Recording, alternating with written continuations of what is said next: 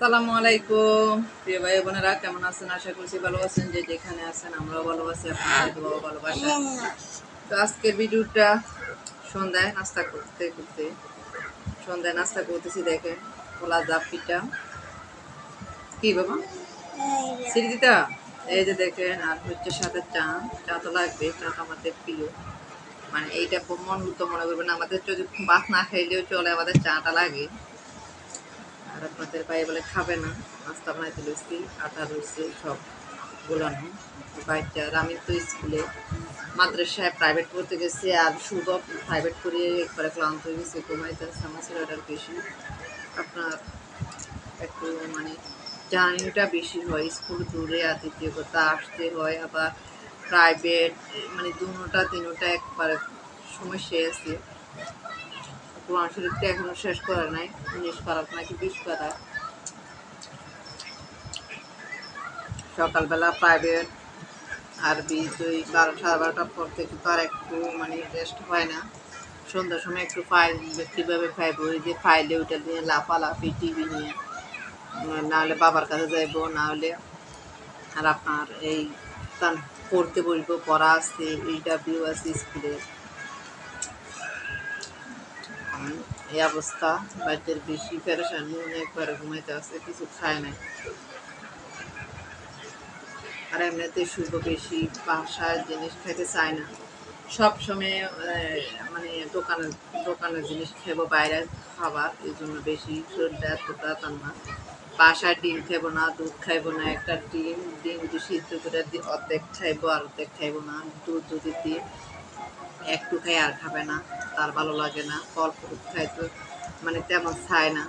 এটা ছোটবেলা থেকে তার অভ্যাস, এখনো বড় হয়েছে, এখনো রয়েছে তার অভ্যাসটা।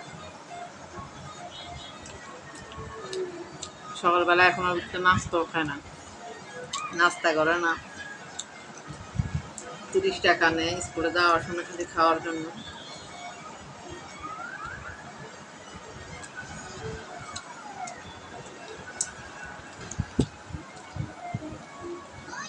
কি বলবো, বাচ্চা নিয়ে বেশি আছে পেরেশানি উপরে নিয়ে।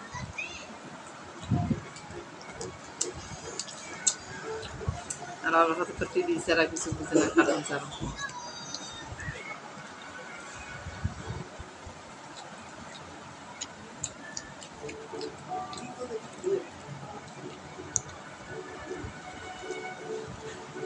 আবার এর মধ্যে বাড়ি থেকে আসার পর থেকে আমার শরীরটা তেমন ভালো না।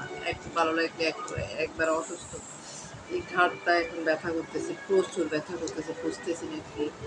মানে লাগেতে আমাকে কেউ মারছে, মারলে যেমন মানুষের শরীরের মধ্যে ব্যথা অনুভব করে, তেমন একটা ব্যথা করতেছে। বুঝতেছি না কি হয়েছে, খালি আজকে এটা না কালকে এটা। দেশ থেকে আসার পর থেকে এরকম রমজান মারতেছে, রহমতের মাস, একটু আমার কোনো অসুবিধা, কোনো প্রবলেম হয়নি, তেমন কোনো সমস্যা হয় না। এখন বাড়ি থেকে আসার পর থেকে কোনো শরীরটা ম্যাশ মানে ঘুম সারা কিছু বুঝি না, সকালে উঠতে পারে না, এত কষ্ট হয়। আর দ্বিতীয় কথা, আমাদের রাত্রে বেশি বাড়ি করে ঘুম হয়, মানে একটা দিনও না, আড়াইটা তিনটার আগে ঘুম মানে যাইতে পারে না।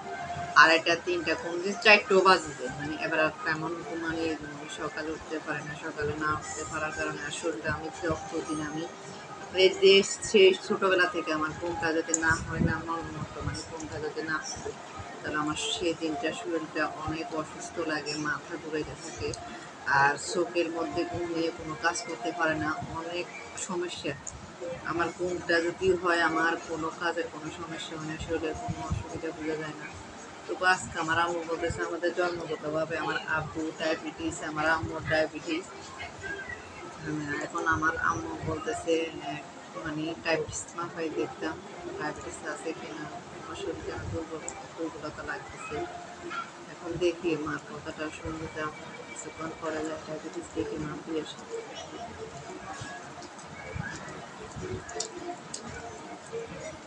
আগের থেকে 2 কেজি, এবার আপনার 2 কেজি 2.5 কেজির মতো শুকিয়ে গেছি।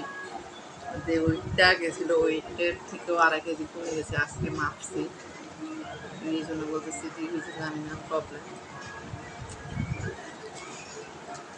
আর বড় কথা হচ্ছে আমি মেডিসিন নিতে পারি না। মেডিসিন নিলে আপনার মাথাটা ঘুরায় সবসময়, আর বমি গন্ধ গন্ধ লাগে, বমির ভাব। আমার ওষুধটা মেডিসিন খাইলে মানে আমার এর সমস্যা, এইসব প্রবলেম হলো। আজকে কিছুদিন যাবত আমার মেডিসিন খাওয়া করতেছে, এই জন্য আমার এই অবস্থা। আমার মতো কার কার এমন অবস্থা অবশ্যই করবেন। ছোটবেলা থেকে ওষুধ খাইতাম না, কিন্তু সত্য কথা বিয়ের আগে কখনো কোনোদিন জ্বর, আমার জ্বর হয়েছে কিনা এটাও আমি জানতাম না। আমার মনে হয় না আমার বুদ্ধি হয়েছে বয়সে আমার বিয়ের আগে কখনো কোনোদিন জ্বর হয়েছে। বিয়ের পরেই খালি একটা না একটা ওষুধ লাগিয়ে থাকে সবসময়, ওষুধ খাইতে খাইতে একবারে মানে এরকম হয়েছে যে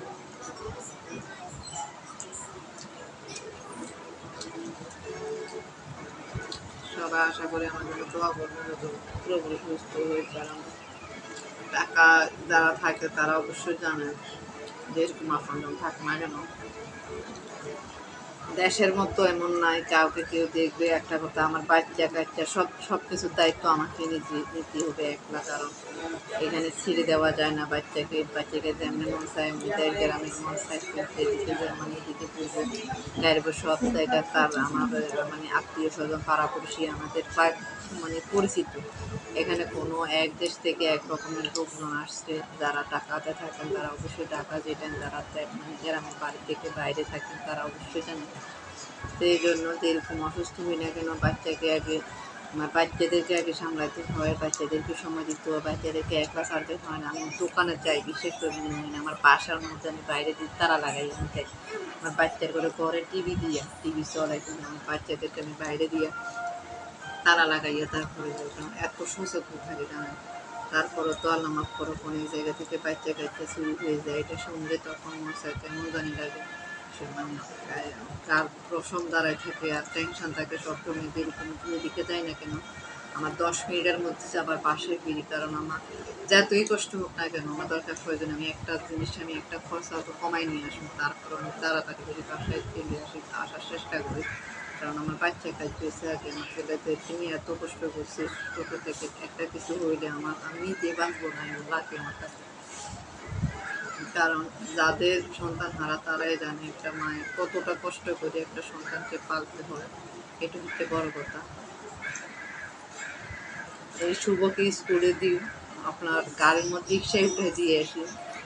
আমার বয়টা সবসময় এইটা জানি না, আল্লাহ তালা আমি আল্লাহর কাছে সবসময় বলি তো আপত্তি করে, তারপরও একটা টেনশন থাকে যতক্ষণ পর্যন্ত আমার শুভ আমার বাসায় আসছি না পৌঁছায় ততক্ষণ পর্যন্ত আমার একটা টেনশন থাকে, আমি শুটলে ঘুমে ধরে না। আর আমার একটা অভ্যাস কি জানেন, রাতে যতক্ষণ রাতে ঘুমাই সকালে যদি আমি সকাল করে উঠি আর ওই দিন পুরো দিন আমার ঘুমে ধরে না। আমি ঘুমে ধরে না, রানিং থাকে মাদ্রাসায়, শুভ থাকে স্কুলে, তারা মানে আশা পর্যন্ত আমার ঘুমে ধরে না। যেরকম শুই যেরকম কত কিছু চাইছি আমার ঘুমে ধরে না ততক্ষণ পর্যন্ত আমার ছেলেরা আমার কাছে না থাকে। আমার ছেলেরা বসে বসে খেলবো শয়তানি করবো, তারপর আমার ঘুমে ধরে। এটা আমার মতো কার কার অবশ্যই বলবেন। তো আপনাদের কাছে অনেক কিছু কথা শেয়ার করে ফেললাম। মানে নাস্তা করতে দিন আমার চা নাস্তা এখনো খাওয়া শেষ করতে পারিনি, এখন চা রয়েছে নাস্তাও রয়েছে। 5 পিস বানাইছি, মায়ের ছেলে মিলে 3 পিস খাইছি, আরও 2 পিস খাইছি।